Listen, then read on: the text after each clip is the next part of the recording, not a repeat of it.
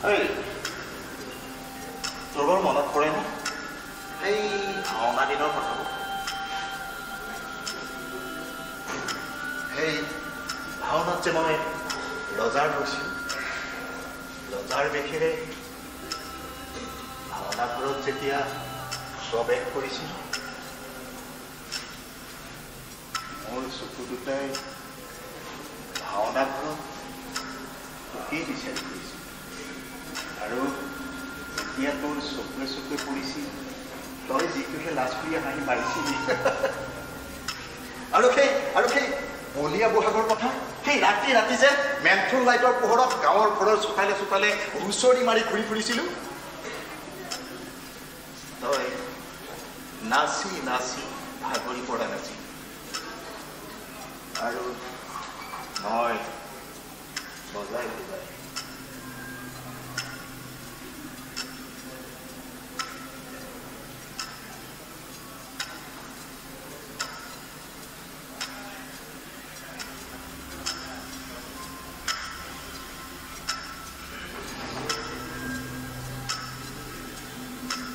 আপোনাৰনো আজি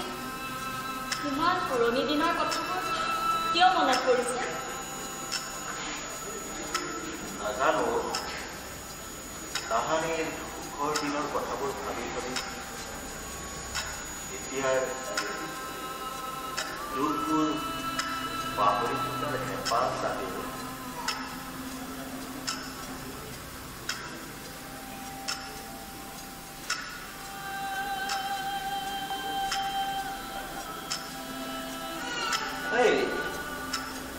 তোৰ মনত পৰে নে সেই মিঠাৰামৰ ঘাটত যে তই এবাৰ নাৱৰ পিছলি পৰিছিলি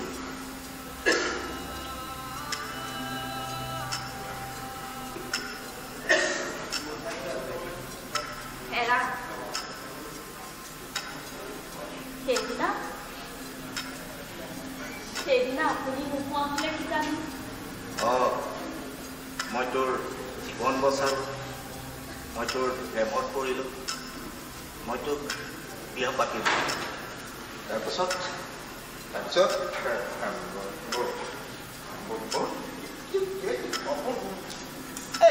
হেৰি মই এটা কথা ভাবিছোঁ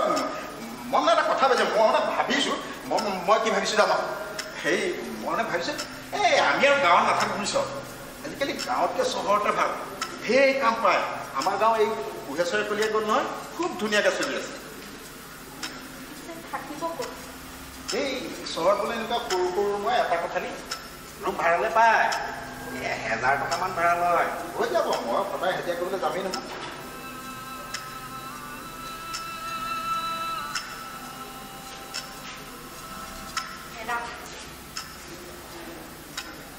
ময়ো যাব পাৰিম ঘৰে ঘৰে বাচন ধোৱা ভাত ৰন্ধা ঘৰ মোচা কি তই লোকৰ ঘৰত বাচন ধুবি তই লোকৰ ঘৰত ভাত বনাবি তই লোকৰ ঘৰৰ কাপোৰ ধুবি লোকৰ ঘৰত কাম কৰি আমি পইচা পাওঁ আমি সুখী হওঁ তই কাম কৰিবি আমি পইচা পাবি সুখী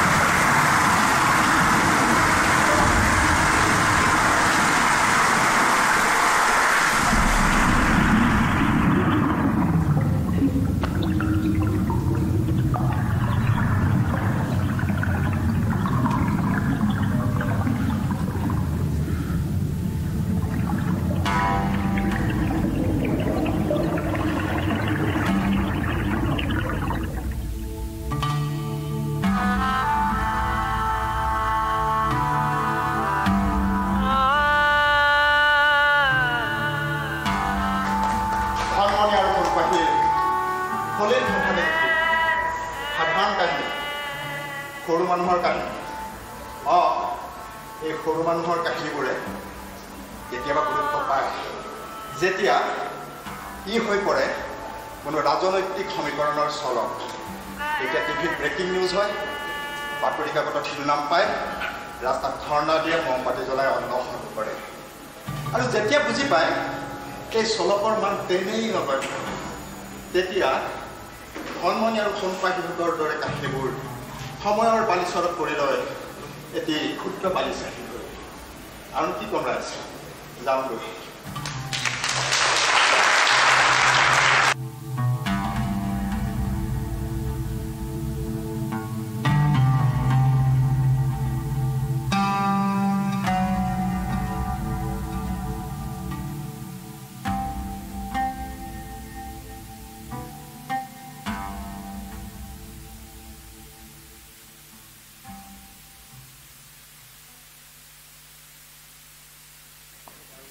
বন্ধ্যা ইয়াত এখন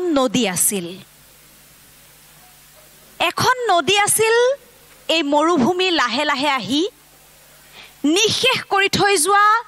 আমাৰ গাঁওবোৰৰ দৰেই এই নাটকখন আমি দেখা পালোঁ দুখানুভূতি জগাই থৈ গ'ল এয়া মঞ্চত নাট্যকাৰ পৰিচালক অভিনেতা পবিত্ৰ ৰাজখোৱা আৰু অভিনেত্ৰী নীলাক্ষী হাজৰিকা আসলতে মন্ত্ৰমুগ্ধ কৰি ৰাখিলে গভীৰ দুখবোধেৰে মানুহৰ চিন্তা আৰু চেতনাক জাগ্ৰত কৰি তোলা এই নাটক বন্ধ্যা